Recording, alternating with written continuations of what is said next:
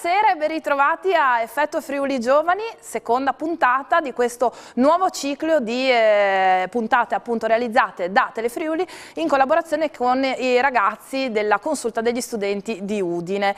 Un ciclo completo che prevede 9 puntate in cui tratteremo e affronteremo temi di attualità insieme ai nostri ragazzi che potranno confrontarsi in studio, oltre che con gli insegnanti che li accompagnano lungo questo percorso, anche con gli esperti. Allora, io andrei a presentare il tema della serata, che è un tema piuttosto ampio e ricco di sfaccettature, che può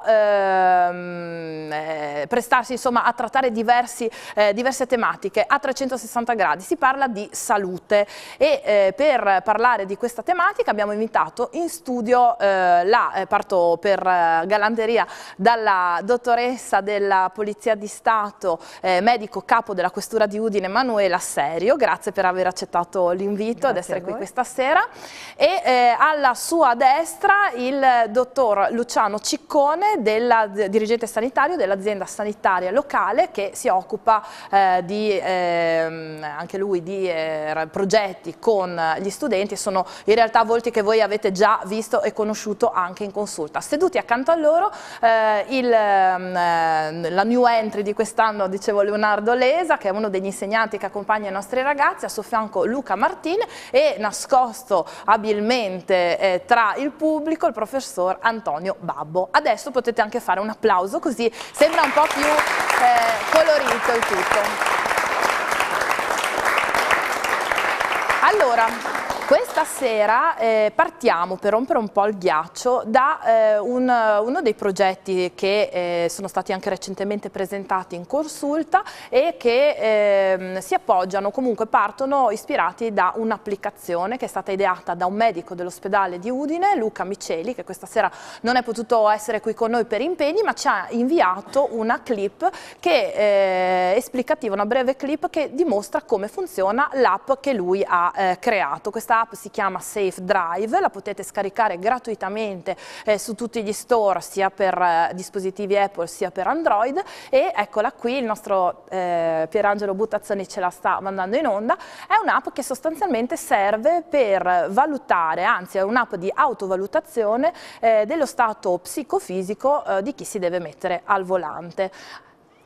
Qui vedete appunto ci sono dei test da fare, delle piccole prove per poter valutare il proprio stato, insomma, se si è in grado di potersi mettere al volante in sicurezza. Molti di voi sono o neopatentati o prossimi insomma alla patente, quindi immagino che sia un progetto che tutto sommato vi interessa da vicino.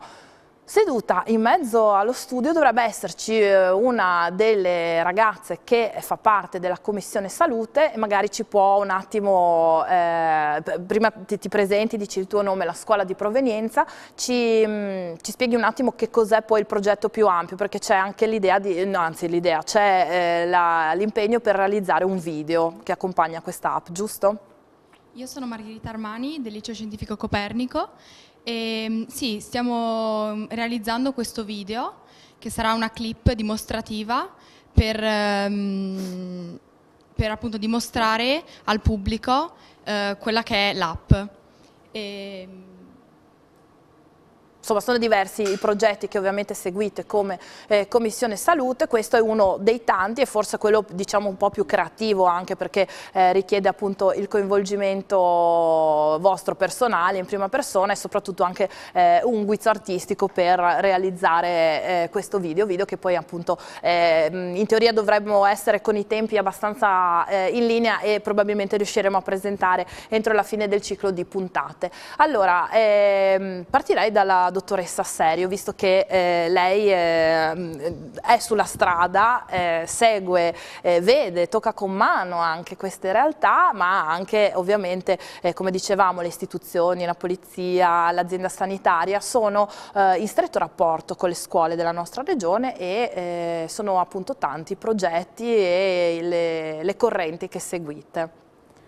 Allora, noi come Polizia di Stato, come Questura di Udine, in particolare per quanto riguarda la parte sanitaria, diciamo che abbiamo fatto sia una parte, stiamo tuttora facendo nelle scuole, già iniziando dalle scuole medie e anche a volte dalle scuole primarie, dei progetti riguardanti sia la prevenzione per quanto riguarda le sostanze psicotrope, quindi alcol, droghe, stupefacenti in generale, e si va appunto nelle scuole a parlare ai ragazzi e soprattutto cercando di spiegare quali possono essere gli effetti a breve termine. Vedi, parlava proprio lei della patente, quindi quali sono gli effetti acuti che possono dare l'alcol in particolare, diciamo, e le droghe, e poi anche per quanto riguarda il bullismo, cyberbullismo, problemi attinenti al gioco d'azzardo, non dimentichiamo anche questo, il problema dell'utilizzo e del mal e buon utilizzo del computer in generale, quindi di Facebook, Twitter, tutto quello che ormai i giovani sanno sicuramente anche meglio di me. Sulla strada invece è nato dal 2015, grazie a un evento che abbiamo deciso di far iniziare perché si è visto dai dati Istat che dal 2001 soltanto nel 2015 abbiamo avuto un aumento della mortalità per incidenti stradali e un aumento delle vittime su strada. Quindi la Polizia Stradale ha deciso di iniziare una campagna in cui ci fosse per la prima volta una collaborazione tra i membri della Polizia Stradale e ovviamente dell'Arma dei Carabinieri, ma soprattutto tra la Polizia Stradale e il medico e il personale sanitario della Polizia di Stato. Questo perché? Perché mentre per quanto riguarda il precursore, l'alcol test, si tratta di un evento solamente oggettivo, per cui viene fatto il precursore, si vede se il soggetto è positivo o meno, e poi viene fatto l'alcol test che valuta di quant'è l'alcolemia nel sangue. Per quello invece che riguarda l'effetto delle droghe, non è sufficiente fare uno screening con un precursore, come facciamo ormai da 2 anni a questa parte. È iniziato tra l'altro in 35 province, adesso si fa in 60, ma da questa primavera verrà ancora ampliato questo progetto in tutte le province d'Italia. Dicevo, non è sufficiente un test di screening preliminare. Eventualmente se viene positivo viene fatto un ulteriore test legale che poi viene mandato al centro tossicologico di Roma per la conferma, ma è necessario che anche il medico valuti la situazione psicofisica del soggetto, valuti che cosa vuol dire, valuti se il soggetto parla in maniera corretta, si muove in maniera corretta, le pupille come sono, come reagisce, ed è proprio in quest'ottica che nell'aprile del 2017 ci siamo collegati col dottor Miceli dell'ospedale civile di Udine per utilizzare questa app a scopo ovviamente adesso soltanto volontario e a livello di precursore preventivo, ma perché? Perché vorrebbe forse diventare anche lui un precursore, cioè poter capire con quel piccolo test che avete visto poc'anzi, se siamo in grado, cioè se abbiamo le capacità visive e uditive, semplici e complesse, cioè abbiamo le reazioni, abbiamo cioè la capacità di far arrivare lo stimolo uditivo e soprattutto visivo al cervello, elaborarlo, e riuscire poi, per esempio, a frenare davanti a un ostacolo, con quella piccola app possiamo capire se siamo o meno in grado di riuscire a farlo in maniera rapida, veloce, costante, e quindi potrebbe essere assolutamente un momento importantissimo che vorrebbe essere appunto validato con questi esempi che noi facciamo adesso su strada in questi ultimi anni, vengono fatti in particolare il sabato, la domenica e il lunedì. Sono stati fatti sui giovani ma anche su persone professioniste, quindi su coloro che guidano camion oppure gli autobus. Certo, non c'è distinzione. Non c'è assolutamente distinzione. No. E l'app appunto è molto importante perché ci fa vedere, abbiamo visto che c'è una corrispondenza tra quello che risulta dal precursore, con quello che facciamo, e quello che viene valutato con questa app, appunto, che è molto semplice, viene fatta in 3-4 minuti, omogenea, ripetibile, come diceva lei, gratuita, quindi veramente dovrebbe essere un elemento importante per i giovani per capire in maniera autonoma se è il caso o meno di mettersi alla guida dopo aver non soltanto bevuto, fumato, eccetera, ma anche dopo essere stati tanto tempo in discoteca con la musica a volumi altissimi, dopo essere stati tanto tempo senza dormire, stanchi, certo. Perché non dimentichiamoci che è importantissimo, non parliamo soltanto di sostanze, di droga, ma parliamo anche di stanchezza, no? Nei giovani o di situazioni che troppi possono essere di elementi che arrivano al sollecitazione. nostro cervello per cui non siamo più in grado di reagire in maniera idonea. Come vi rapportate con le scuole e che tipo di risposta c'è anche a livello con i ragazzi? Bisogna parlare un linguaggio che non è particolare, insomma, bisogna parlare diciamo il loro che linguaggio. I ragazzi sono molto preparati. Possiamo già vederlo nelle scuole medie, sicuramente in questi professori una grande parte, perché abbiamo notato che li preparano un po' anche soprattutto per quanto riguarda capire gli effetti che ha la sostanza, chiamiamola così, la droga, che può essere il fumo di sigaretta all'alcol e alle varie droghe che conosciamo. Certo. È difficile riuscire un po' ad entrare nella mente del ragazzo, perché quello che abbiamo notato è che non succede a me. Si parla, si fanno anche degli esempi, perché soprattutto si fanno degli esempi.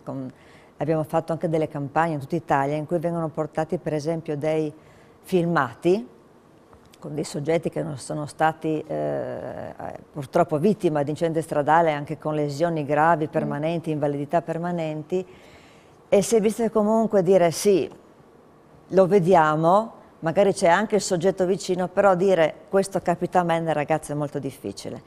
Si cerca comunque di, almeno per quello che riguarda la mia parte medica, di far capire come una sostanza possa interagire con il cervello non soltanto, soprattutto nell'acuto, ma anche nell'età adulta. Gli psicotici che noi vediamo adesso, sessantenni, cinquantenni, sono quelli che hanno abusato in passato di alcol o di sostanze. Non dimentichiamoci la fermo un istante e poi riprendiamo da qua, perché il discorso si fa interessante. Devo mandare la pubblicità tassativamente, pausa pubblicitaria, torniamo subito dopo, grazie.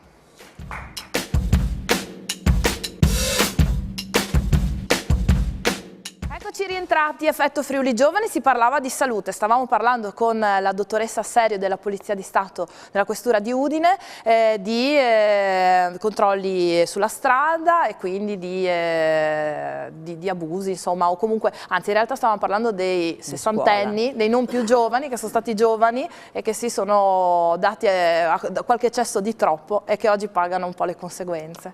È vero, perché abbiamo...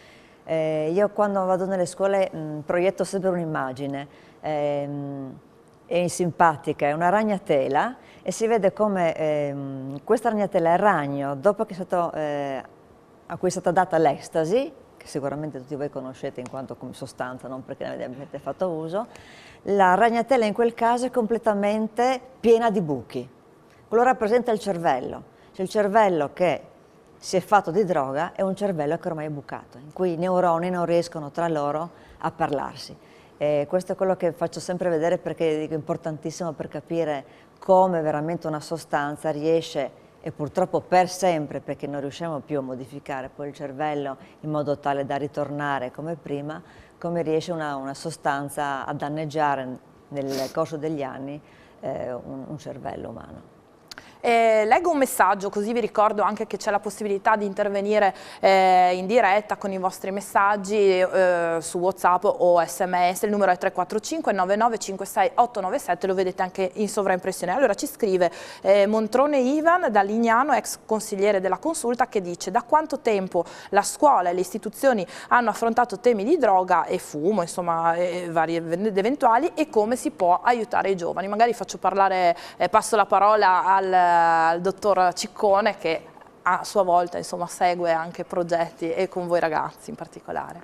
Allora, buonasera, ringrazio i ragazzi della Consulta che ci hanno invitato, ringrazio anche il professor Bertoni che segue i ragazzi per questa nostra possibilità di intervenire in un argomento che l'azienda sanitaria la tiene molto al cuore, la salute dei ragazzi, che sono gli adulti di domani, per cui se interveniamo sui ragazzi, ma anche sui bambini e anche sull'infanzia, le primissime fasi della vita, facciamo un investimento così importante che dopo ci ritroviamo ad avere degli adulti che riescono a vivere serenamente la loro vita, e invece se non diamo una mano ai ragazzi, ai giovani, succede che in un momento particolare della loro vita, che è essenzialmente l'adolescenza, dati mondiali fanno vedere che c'è una mortalità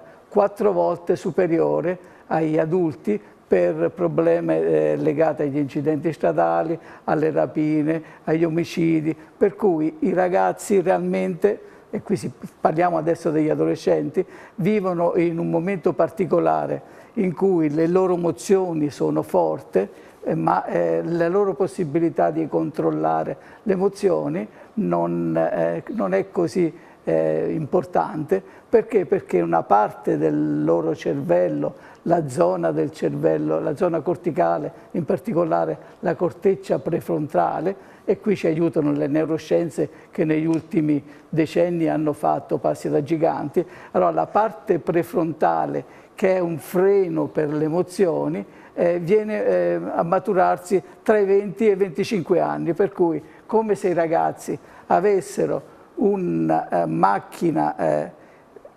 velocissima, che è quella che sono le emozioni che sono fortemente, anche sono mature nei ragazzi, e non hanno i freni adeguati, anzi anche con pezzi mancanti, che riescono a frenare le loro emozioni. Per cui i ragazzi, se gli si dice andiamo a fare qualcosa di pericoloso, non ci pensano 2 volte, i ragazzi non ci pensano 2 volte a arrabbiarsi, ad aver paura, a essere innamorati, avere anche emozioni positive. Il problema Ovviamente. È che le emozioni positive sono rappresentate in modo minore rispetto a quelle negative, per cui si vivono spesso situazioni di paura, di ansia, di angoscia, di insoddisfazione, per lo più è una costante,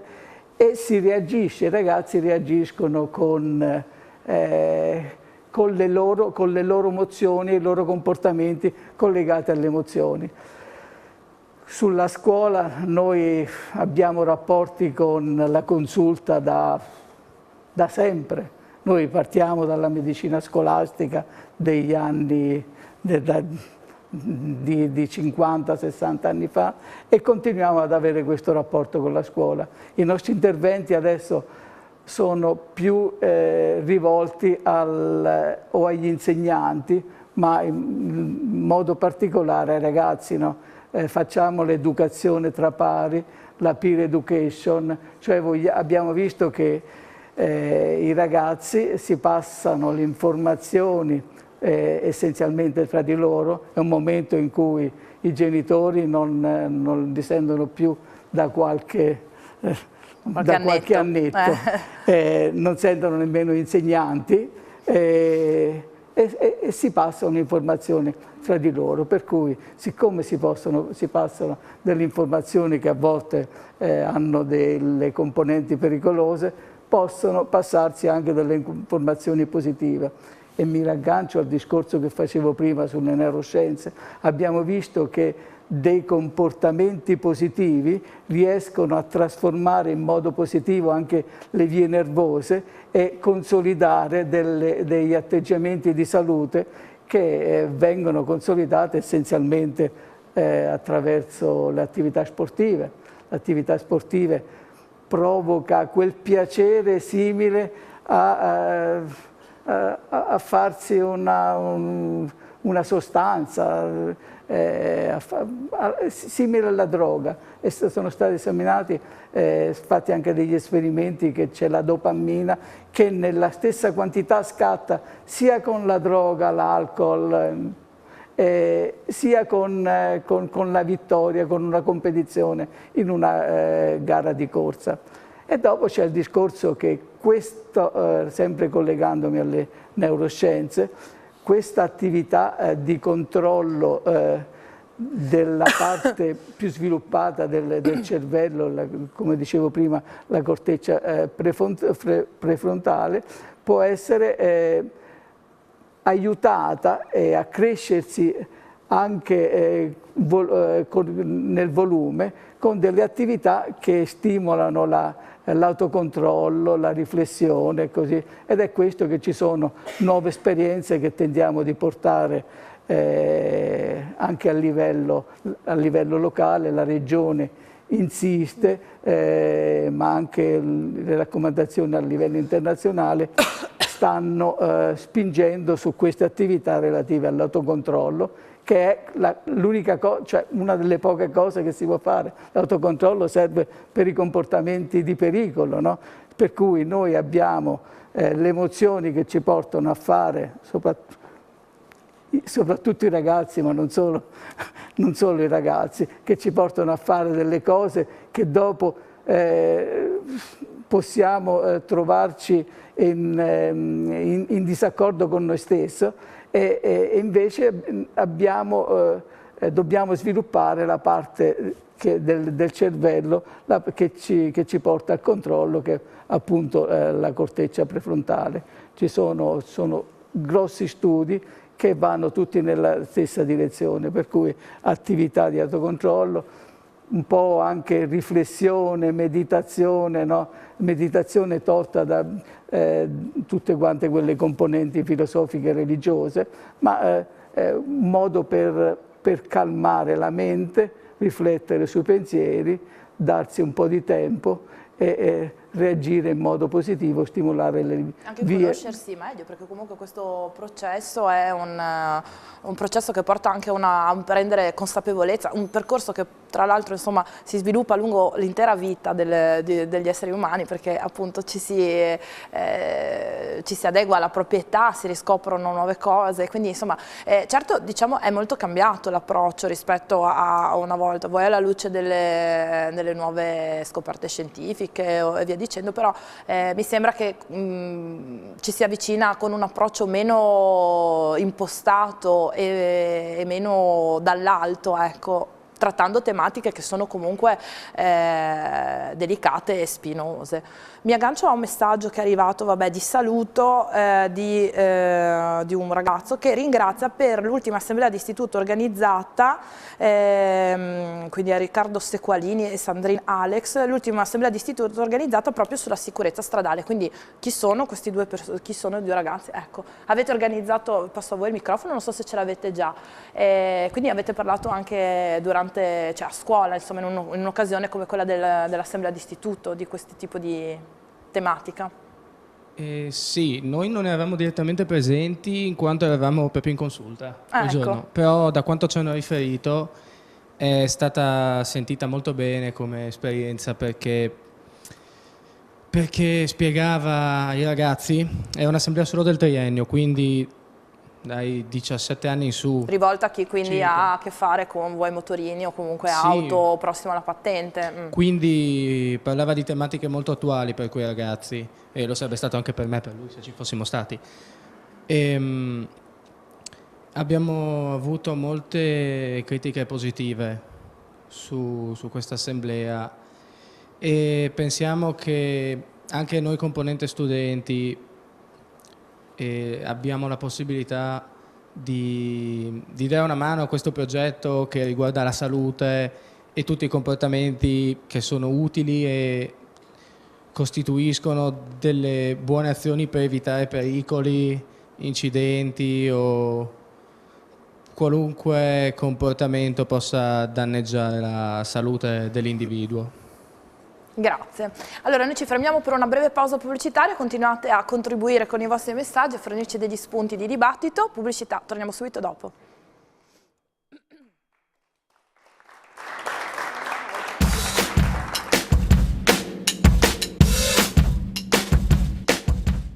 Eccoci, sì ci siamo, eccoci rientrati, guardavo uno schermo, scusate, in cui non mi vedevo, eccoci rientrati. Allora, sono passata dall'altra parte della barricata così vi vedo tutti e io darei la parola adesso a voi ragazzi, nel senso abbiamo messo un po' di carne al fuoco, no? Perché abbiamo parlato dell'app, abbiamo parlato dei progetti polizia, controlli sulla strada, abbiamo parlato di neuroscienze, delle emozioni di voi ragazzi. Allora, facciamo un salto indietro, chi di voi magari magari se qualcuno ha scaricato l'app o l'ha provata per il gusto di provare, vedere come funziona, e magari se la sente di intervenire. Ecco, di il tuo nome perché tanto io non me lo ricordo e quindi... Io sono Giuseppe dello Ciao, Stellini, Giuseppe Beltrame dello Stellini. Dunque, secondo me, pensando alla puntata di oggi, pensando al progetto Safe Drive che abbiamo affrontato appunto in consulta, io faccio parte della consulta, c'è un elemento che secondo me è molto importante. Guardando a quello che accadeva nell'epoca dei nostri genitori, dei nostri nonni, abbiamo una fortuna molto più grande, il fatto che noi abbiamo la possibilità di affrontare questi argomenti, quindi la sicurezza stradale, ma non solo, anche la sicurezza alimentare e tutto quello che riguarda la salute, con un'altra ottica, con una scienza che è diversa e con degli elementi che sono molto più vicini a noi. È molto più semplice per noi scaricare un'app e prima di metterci alla guida, in maniera molto semplice, proprio con poco tempo, come abbiamo già detto, capire se siamo idonei o meno a guidare. Rispetto quindi alle generazioni precedenti, io invito tutti quanti i miei compagni, i miei coetanei, io ho 18 anni, sono prossimo alla patente, speriamo, invito veramente tutti a scaricare questa app, ci teniamo molto come consulta, è un progetto su cui puntiamo molto, forse uno dei più importanti dal punto di vista della salute, abbiamo dimostrato anche mi pare, a nostro modo, con il nostro impegno di giovani, quindi io invito proprio i ragazzi a impegnarsi e a capire quanto sia importante e più semplice per noi riuscire a raggiungere una maggior sicurezza, una maggior salute, uno stile di vita e una vita che è più vicina a questi argomenti. È rispettoso anche di se stessi. Forse come sottolineavi tu, anzi senza il forse, è proprio il tipo di linguaggio anzi che fa forse il punto di forza di questa app, perché, o comunque di quello che rappresenta un po' l'aspetto tecnologico. Si parlava prima dietro le quinte anche con i nostri ospiti degli aspetti legati alla salute, ce ne sono davvero mille, uno di questi è sicuramente anche l'utilizzo che in particolare i giovani fanno dello smartphone e quindi di tutto il mondo social, delle app che sono parte del vostro linguaggio, del vostro quotidiano. Sì, giusto per far capire, appunto lo discutevamo anche prima, per riuscire ad arrivare ai giovani, per questa app si farà uno spot, non so se era già stato ricordato, appunto, appunto di cui siete voi di cui noi siamo i creatori. protagonisti, quindi appunto molto vicini a noi ragazzi, ai coetanei e a quelli che sono poi i studenti che noi rappresentiamo.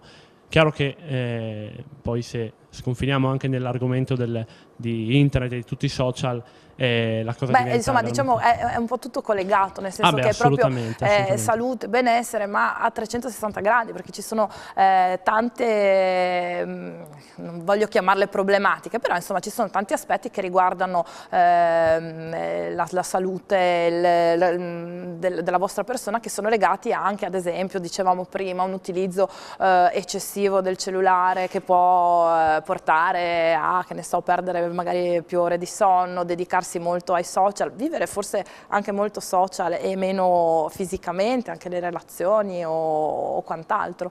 Se c'è qualcun altro anche che vuole intervenire, fatevi avanti. Prego, se vuoi dire altro. Ecco qua, anche se riesci a passare dietro il microfono, riuscite a passare dietro il microfono. Allora, ti devo chiedere di alzarti perché sì. Alzarti e dire il tuo nome per questioni di ripresa, perché altrimenti ovviamente venite coperti. Mi chiamo Dharma e volevo fare una domanda agli ospiti della serata. Prego. Si parla di sicurezza, di maggiore sicurezza attraverso le nuove comunicazioni e tutto, ma proprio in queste nuove generazioni si vede anche il rischio, cioè la voglia dei giovani di entrare sempre di più a contatto con queste sostanze, con lo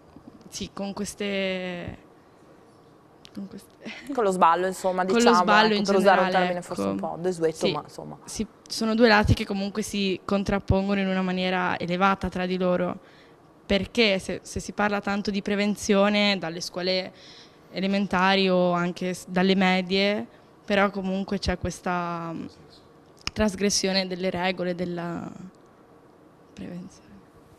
Chi dei due? Fa un po' parte della storia dell'uomo, sapere che ci sono delle cose che in qualche modo conosciamo che ci fanno male, però le facciamo. Perché allora Perché le facciamo? Perché l'uomo da sempre ricerca il piacere. Ci sono dei luoghi nel cervello, che è la parte profonda del cervello, che viene stimolata dalla ricerca del piacere, e questa ricerca del piacere deve essere controbilanciata da un freno, che è quello della parte superiore del cervello, della corteccia, che manda dei segnali, dei trasmettitori, dopamina, serotonina, e un gioco tra questi trasmettitori fa in modo che qualche volta c'è qualcuno che riesce a controllare le proprie emozioni, i propri comportamenti, e c'è qualcuno che non riesce.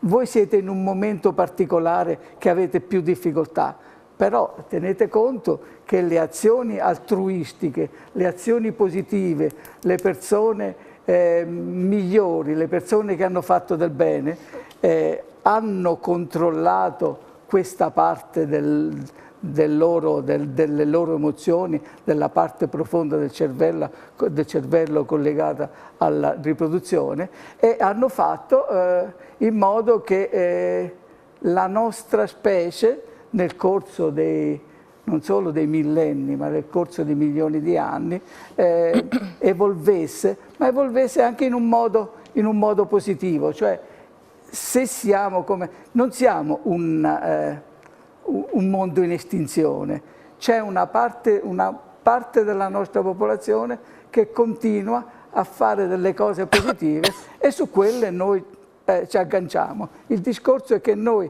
per fare le cose positive, dobbiamo frenare quelle nostre spinte che ci portano a fare delle cose pericolose o negative, anche se ci rendiamo conto che non ci fanno bene. Diciamo il discorso è un po' contorto, diciamo che però c'è un aspetto la situazione è un gioco chimico di neurotrasmettitori. Voi dovete sapere che nel nostro cervello ci sono 86 miliardi di neuroni, e ogni neurone ha circa 30.000 contatti, per cui siamo la macchina la macchina speciale, la macchina più perfetta, che non si riuscirà mai a fare una macchina più perfetta. Dobbiamo conoscere questa macchina e dobbiamo cercare di oleare quelle vie positive che ci portano a fare delle azioni positive, e dobbiamo cercare di frenare le altre, ma è possibile, è possibile. Insomma, diciamo che c'è un discorso chimico, come ci ha illustrato lei, però poi c'è anche un discorso pratico e personale, che riguarda ovviamente la storia di ognuno di noi. Ci sono le famiglie, ci sono le scuole, dicevamo, che ovviamente vi possono aiutare o supportare o informare soprattutto. Naturalmente si sa che l'adolescenza, o comunque la gioventù, è l'età in cui si deve sperimentare, esatto, e quindi ovviamente si deve vivere, non si può vivere col freno a mano tirato, però ci sono delle linee guida. Allora, se la chimica, diciamo, funziona così, poi ci sono sul piano pratico degli interventi che possono essere appunto anche questi di cui abbiamo parlato, i progetti, le assemblee di istituto, piuttosto che la app, piuttosto che degli insegnanti che vi accompagnano lungo dei percorsi. La crescita passa attraverso la sperimentazione. Dovrebbe essere però una sperimentazione controllata, e c'è la possibilità. Stefano, postate il microfono a Stefano, ragazzo davanti, grazie. Allora, buonasera, mi chiamo Stefano e volevo lanciare una piccola provocazione. Noi tutti, come abbiamo appena detto, sappiamo che quindi quando le persone sanno che ci sono delle regole, così come dei record, dei limiti, ok? L'essere umano in un certo senso è spinto, soprattutto in alcuni casi, in alcune fasi, a volerli superare, a volerli raggiungere quantomeno. Ora, il mio dubbio è, nel momento in cui si fanno gli interventi, non lo so, alle scuole medie piuttosto che alle scuole elementari, eccetera, riguardo alla pericolosità di sostanze come possono essere alcol, fumo, droga, eccetera, mostrandone le conseguenze negative che ci sono, si possono osservare, studi scientifici ne provano la concretezza, però per quale motivo le persone sono spinte, cioè i ragazzi, i bambini comunque sono spinti nel volerlo fare, per infrangere questi limiti generalmente si risponde. Spesso e volentieri, per esperienza personale riguardo a casi che ho visto comunque di miei amici, che è tanto la compagnia che c'entra e anche quella lì influisce molto, come dire. Quindi secondo me, ora parlo da comune mortale, parlo da persona come voi, persona come loro, e mi era venuto in mente un pensiero. Se noi cercassimo di parlare sì, informare sì, riguardo a queste tematiche che sono comunque pericolose, sono rischiose, possono comunque, come abbiamo detto, compromettere le funzioni vitali anche psicologiche in un'età avanzata, perché non cerchiamo di curare alla radice questo problema? Nasce da una poca fiducia spesso, cioè se io faccio qualcosa, i miei genitori mi dicono no, non toccare i biscotti, non lo so, dico non toccare i biscotti, io vado lì, li tocco lo stesso, ma perché? Perché ho voglia di farlo, perché il mio amico mi ha detto di farlo o perché non ho abbastanza fiducia in quello che mi dicono loro? Ecco, questa qui è un po' la chiave di lettura. Se si riuscisse in qualche modo, adesso non lo so, è una provocazione la mia, nel creare una fiducia per cui le istituzioni possono dare fiducia a queste persone, a dire boh, ok, hai commesso un errore, ma come tuo genitore, diciamo così, come persona che ti vuole bene per quello che sei, noi siamo qui, ti vogliamo bene e cerchiamo di dare il massimo per te. Come riuscire a farglielo capire? Fermi tutti, pausa, riprendiamo dalla domanda di Stefano con una risposta. Pubblicità.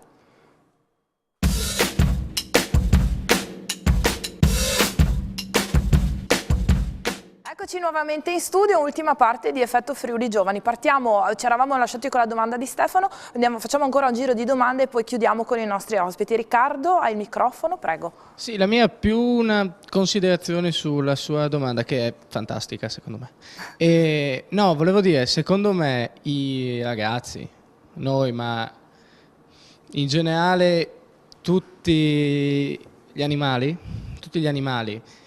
tendono a imparare le cose provandole. Quindi lui diceva dei biscotti, non toccare i biscotti, però a me, chissà quanti di voi, è successo con la pentola calda. Non toccare la pentola calda, prima cosa che faccio la tocco, la volta dopo non la tocco di nuovo. Però quando me l'hanno detto non è che non mi fidavo, è che ho il ditino, il senso del tatto, mi viene normale fare questo lavoro. E quindi anche per le sostanze, per tutto. Io so magari che fa male, però dico, beh, a lui e al mio amico non è successo niente, neanche a lui, quindi non succede a me per ricondursi a quello di prima. Però allo stesso tempo dico, non so, provarlo in prima persona, lui mi racconta l'effetto che gli fa, però voglio provare anch'io. Questo magari mi spinge me a provare a fare una cosa, me come essere umano e come più in grande animale, perché alla fine e anche appartenente a un gruppo, diciamo, o comunque anche può essere gruppo di amici, uno, io credo due, che la socialità. Quella parte della socialità sia più che altro un aspetto psicologico, in quanto il benessere fisico e psicologico per me non sono sullo stesso piano, perché se sto male fisicamente è più facile, prendo una botta, assaggio un po' e mi passa. Se sono, non so, triste, depresso, non è la stessa cosa, quindi far parte del gruppo è molto importante, perché se ti senti escluso è un aspetto per la maggior parte delle persone insopportabile e quindi assolutamente da evitare. E questo magari ti spinge a fare cose che tu non faresti normalmente, esatto. Ma se tu non le facessi non avresti l'approvazione del gruppo e ti potrebbe star peggio di quanto magari, perché insomma, per fortuna non sempre finisce male, di quanto magari staresti provando questo comportamento che tu sai essere a rischio. Quindi, collegandomi alla sua, è che per me è proprio per il fatto che io devo provare una cosa su di me per sapere che c'è qualcosa che non va, e non perché non credo, perché devo farlo, è qualcosa di innato per me nell'uomo. E come veniva detto, l'appartenenza al gruppo è qualcosa di fondamentale per gli animali sociali, quali l'uomo, come è stato descritto durante tutta l'evoluzione dagli esperti.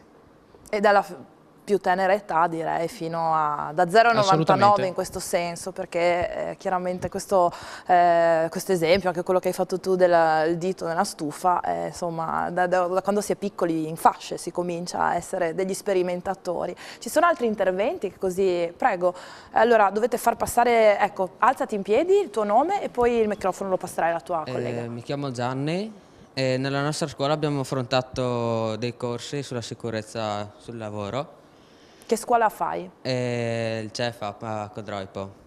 Volevo chiedere che numero è da fare, con chi è da rivolgersi per fare dei corsi di sicurezza in strada. Cioè, noi dovremmo affrontare, quando saremo adulti, sul lavoro con i trattori così, allora sì. C'è anche un discorso, diciamo, di sicurezza, di infortunistica, tu dici di lavorare anche con... macchine agricole in strada, in quel senso.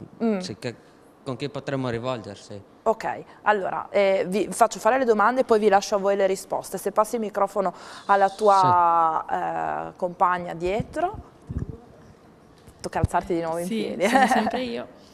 Hanno parlato i miei coetanei prima di me della sperimentazione dei giovani, ad esempio del fatto di toccare proprio col dito la pentola. Parlando di prevenzione, principalmente parliamo di informazione, cioè diamo ai giovani, ai nostri coetanei anche più piccoli, dei modelli, fate delle presentazioni in slide, in formato, dove diamo delle informazioni ai giovani.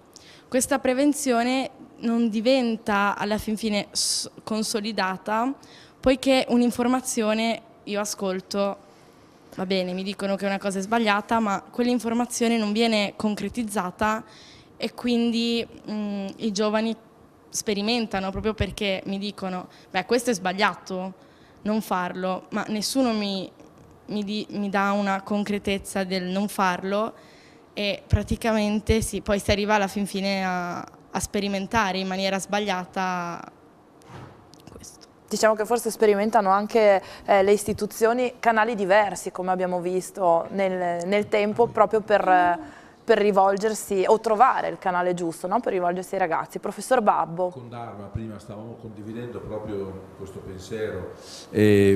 Spesso l'informazione arriva, i ragazzi oggi sanno più cose forse dei ragazzi di ieri, ma questo non è formazione. L'informazione è una parte della formazione, poi i modelli, il gruppo, il fatto che le famiglie e il villaggio delle famiglie che sono gli adulti, tutto questo diventa formazione, perché se no noi possiamo avere dei ragazzi che scelgono comunque in modo informato di farsi comunque del male e non abbiamo risolto il problema, anzi li abbiamo anche resi cidici. E noi invece, ecco, come magari i primi sicuramente hanno fatto scelte magari inconsapevoli e quindi tutto sommato anche più recuperabili, perché non c'era anche l'intenzione. Ecco, questo condivido quello che Stefano, anche il ragazzo che è intervenuto, e la stessa Dharma. Io penso che dovremmo lavorare perché i ragazzi scoprano adulti che abbiano cura della propria salute. Una salute che non è fatta soltanto del benessere fisico, ma del benessere mentale.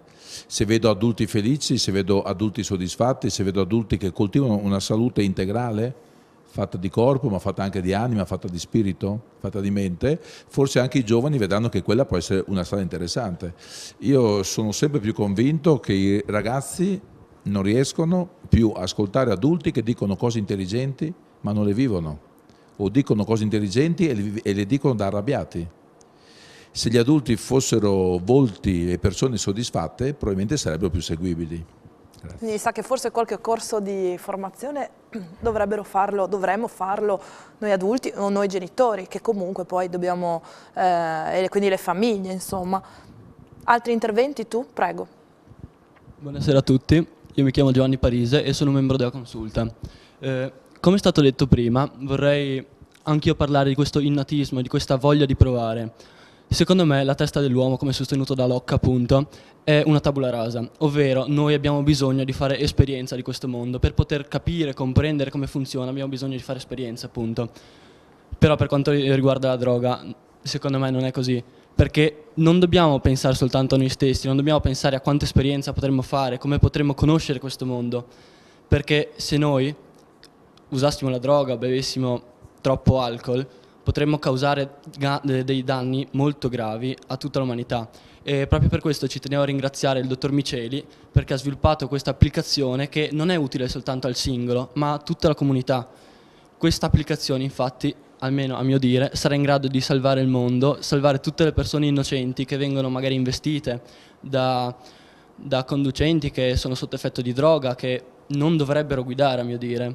Proprio per questo grazie, dottor Miceli. Che sicuramente ci starà seguendo. Chiaro, è un discorso anche di responsabilità, no? Ci sono altri interventi? Prima di... Prego.